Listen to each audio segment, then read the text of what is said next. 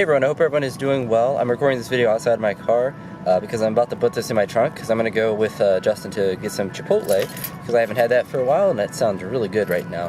For my workout today I had it was Snatch and Hank Snatches. It called for 6 sets of 4 of each Snatch and Hank Snatch, but I changed that to be 2 and 2 for a total of 4 reps. I don't know if that's how the program was supposed to be written, but doing 8 total reps of that would have just been torturous to do, and it just would not have went well. After that I had some behind the neck press, or I had snatch pulls up to, it was like 125. I'm being pretty aggressive with generally the lift, so I'm going a little above what it calls for percentage wise, seeing how my strength for the snatch is probably higher than 170, seeing how I power snatched to 170 when I did do it back when I did. After the snatch pulls up to the 125, and that was for 5 sets of 3, and I progressed up in each set with that. I did the same thing with Snatch and Hank Snatches. I progressed up with each set a little bit until I think the only one I didn't was one set of the snatch pulls where I did 2 sets at 115, and I went up to 125.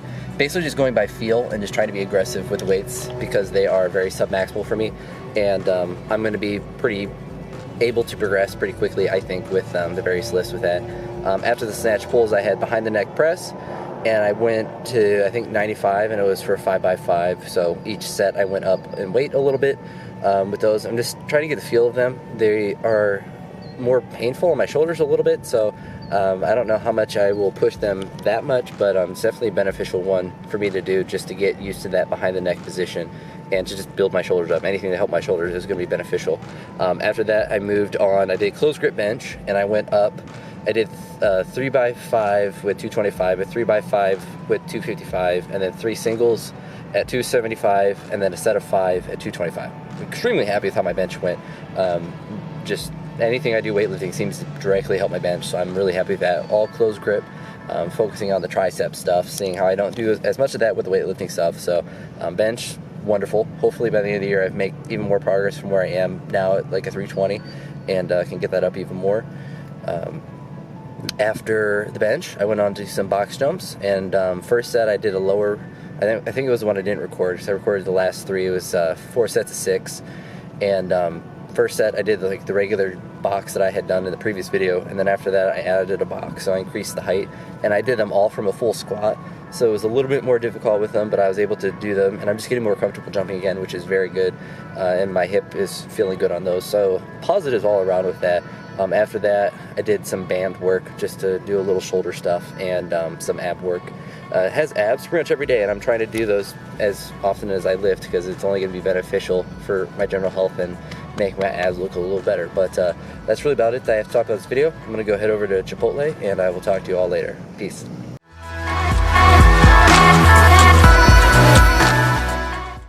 Hi everyone.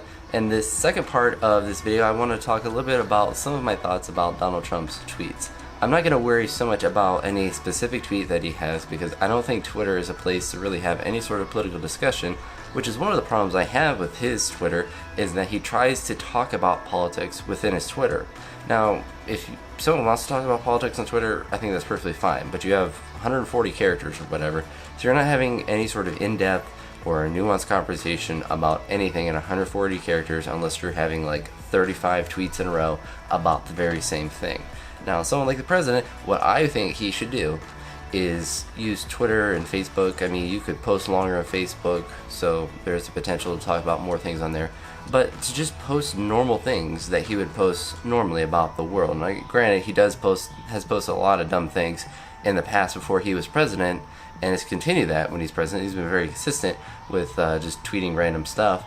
But what I would like to see out of president is, say he's watching House of Cards on Netflix, that he tweets, I can't believe this happened in this episode, or something like a normal conversation that has nothing to do with politics, that just kind of humanizes him to a higher level. And this isn't me trying to get Donald Trump to be liked more or anything like that. I just think this would be a wise move for a president to make them seem more relatable to the everyday person and to make their tweets normal and extremely non-controversial, because when you're typing something really quick on your phone and throwing it out on Twitter and you're only limited to 140 characters, you can't really clarify a bunch of different things, you can't really be in depth, and it's really quick to send a tweet. it's not something that I think is very wise for him to do in the way that he's doing it now, and it should be done in the way that I just described, where it's more of a casual, laid-back way. If he wants to have those nuanced conversations, he should make a video with that, and just make a 20-minute video or whatever, him talking about whatever issue with that, and that would allow him to say a million words, or whatever amount of words you could fit in 20 minutes, and not be limited by the structure of a tweet. And I don't know how long videos you can post to Twitter, but if you just posted it to YouTube and then connected it to Twitter, then that would do the same thing.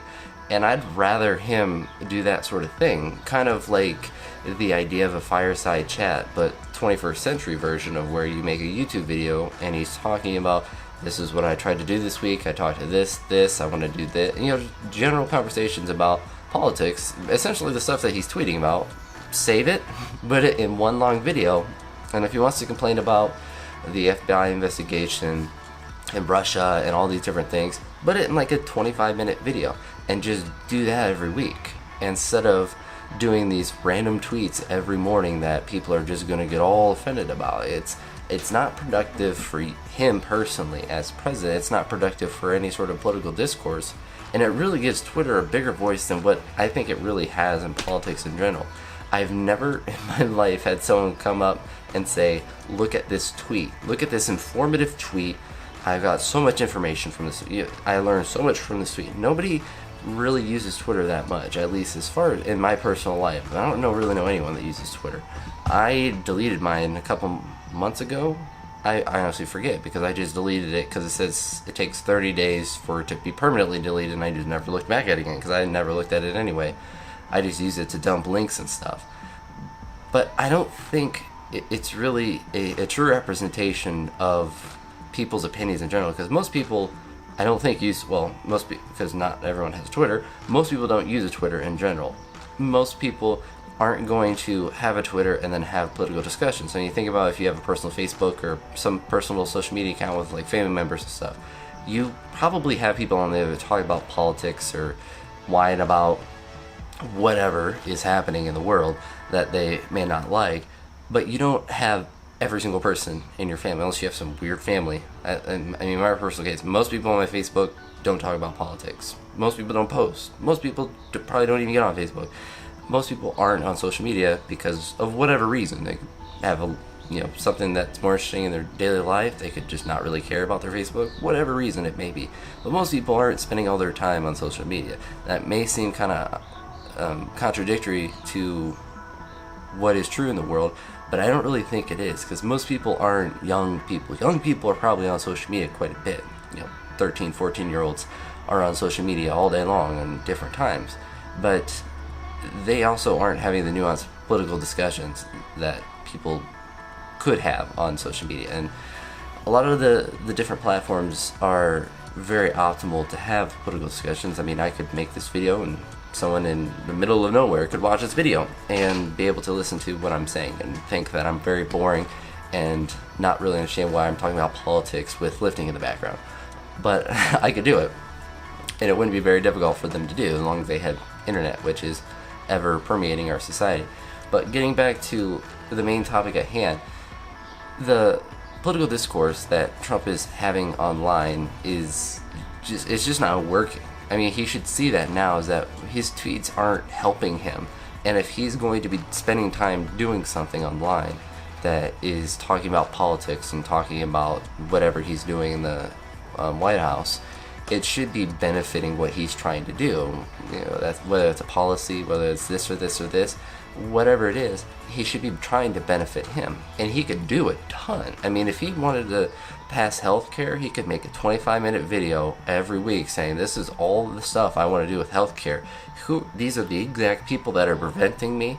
These are whatever he wanted to do, he could spend the time, nuance the video, and he has all the resources available to him to make sure it's fact-checked, to make sure that the video is structured well, that it's edited well, that it's uploaded, whatever that it needs to be. It has all the right tags and description, all that. Like, all that stuff can be done for him. A tweet doesn't have that sort of, team that could work together on it. It's just him just randomly tweeting, which, to me, I'd rather see his Twitter not really be taken seriously.